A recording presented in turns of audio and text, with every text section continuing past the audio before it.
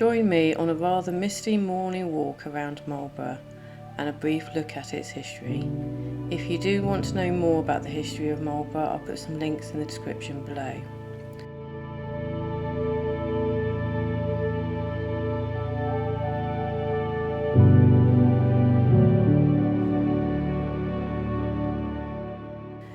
Marlborough is an attractive market town on the River Kennet. The earliest sign of human habitation in what is now known as Marlborough is the Merlin's Mound, which was carbon dated to around 2400 BC, which is something I have covered before with a video below in the description. Merlin's Mound is on private land and permission is needed to visit it. It can only be seen, most notably, from the A4 between the gap of the church and the hall. But I will be returning to investigate the prehistory era of this area in a different video in the future.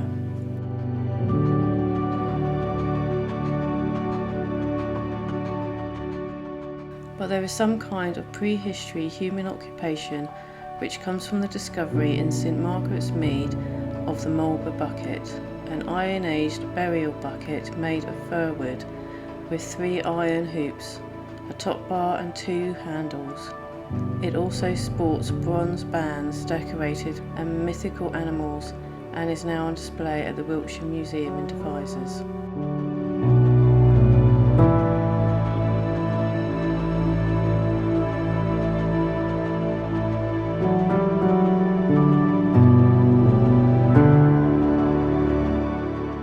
The Romans also set up a camp just east of the present town, where the largest hoard of Roman coins ever found in Britain was discovered there in 1978, not far from a possible Iron Age enclosure close to Savernake Forest.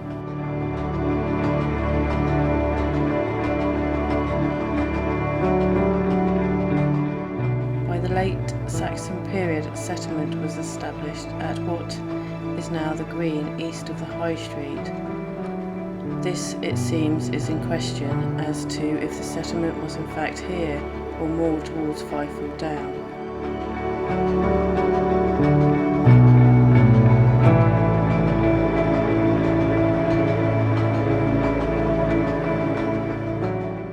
The real transformation of Marlborough as a major settlement happened around 1067, when William the Conqueror built a motte and bailey castle, using Merlin's Mound as the motte for his timber fortification. William established a royal mint. The castle was rebuilt in stone in 1175.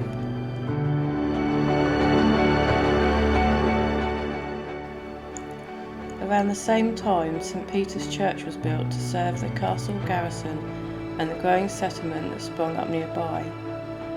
William established Savernake Forest as a royal hunting ground. It was such a popular area to hunt that Marlborough Castle became a royal residence. Numerous monarchs stayed here, including Henry I and Henry II. King John was married at Marlborough Castle and established a royal treasury here.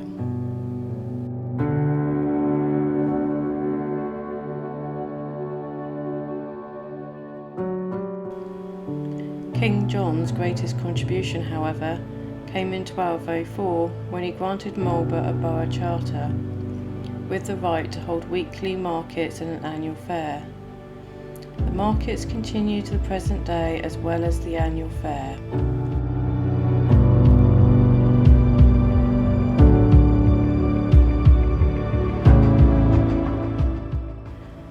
Mop fairs have been an annual tradition in many English towns for hundreds of years.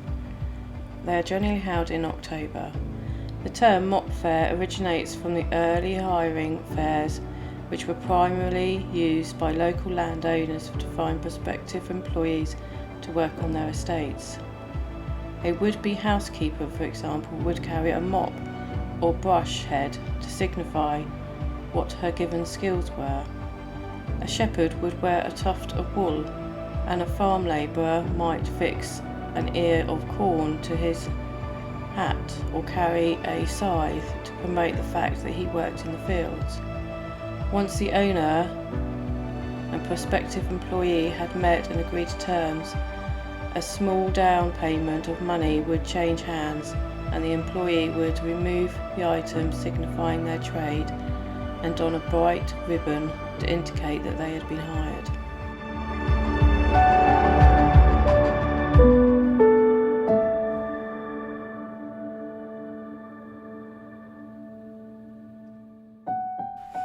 King John was not the only monarch to be married at Marlborough.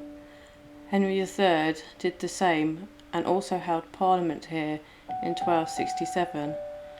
That Parliament passed one of the most important statutes in English law, the Statute of Marlborough, which limited the King's ability to seize land and prevented anyone from seizing their neighbours' goods in preparation for the alleged wrong without the express permission of the court. This is the oldest statute in English law, which has never been repealed.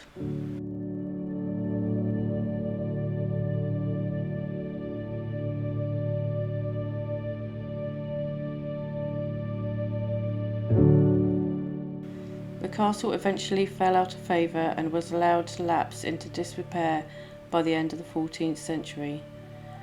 Stones from the decaying building were used to repair St. Peter's Church. Marlborough was on the side of Parliament in the Civil War. In late 1642, King Charles sent a force of 400 cavalrymen under Lord Digby to capture the town. The townsfolk refused to surrender. The Royalists were able to infiltrate the town. Parliamentarians took refuge in St. Mary's Church, where it said the tower still bears the scars of the Royalist bullets. The parliamentarians were forced to surrender, and some 120 men were marched away in trains. The town was burnt and looted, but much worse was to follow in a few years later.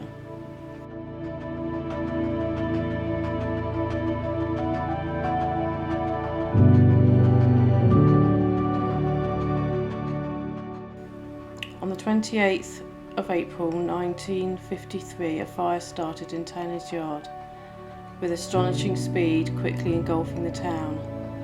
Within a few hours, the Guildhall, St. Mary's Church, and some 244 houses were destroyed in the flames.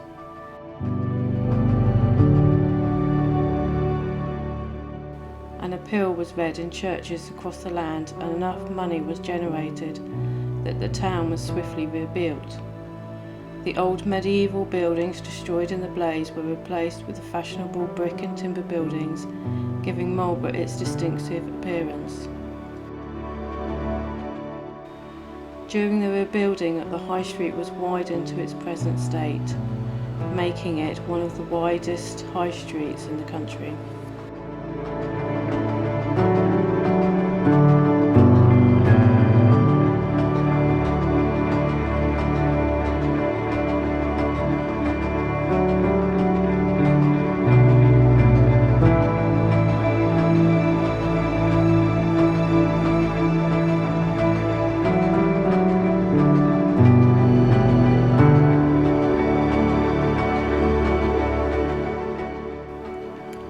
In 1843, a group of high-ranking Church of England clergymen founded a school to educate the sons of the clergy.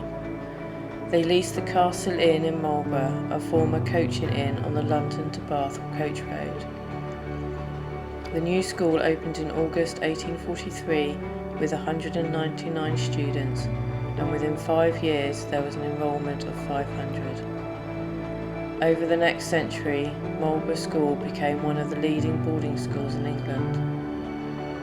The school is now co-educational and attracts students from all backgrounds, not simply the children of clergy. In the grounds of the Marlborough School is the White Horse, cut into the chalk hillside in 1804 by the students.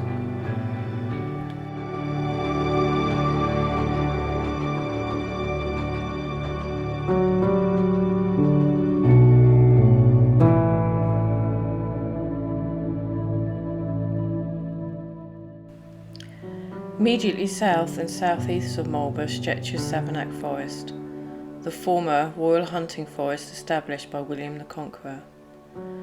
One high point of the estate's fortunes happened in the Tudor times.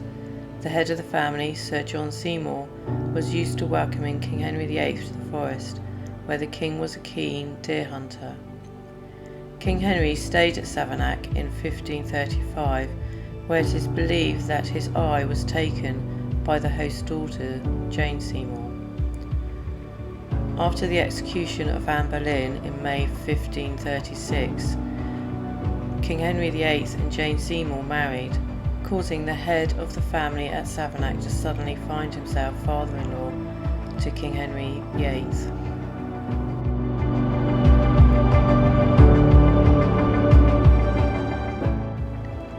Savernake Forest is a stunning place to walk with many paths and is also known for its ancient oak trees, including the Big Bell Oak, thought to be as old as 1,100 years old.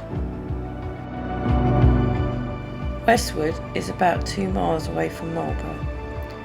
Westwood was once part of the Royal Hunting Forest of Savernake. In July 2020, it was announced that Westwood was the most likely origins of some of the sarsen stones used to build the outer circle of Stonehenge. But we will come back to the prehistory era of this area in a future video.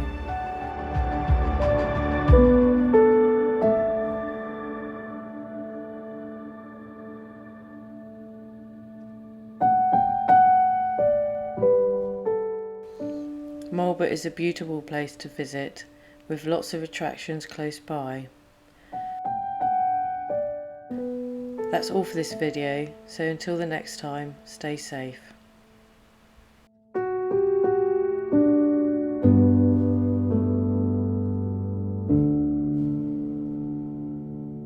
Happened around 1067 when William the Thanks, Odin. Yep. They needed to know that.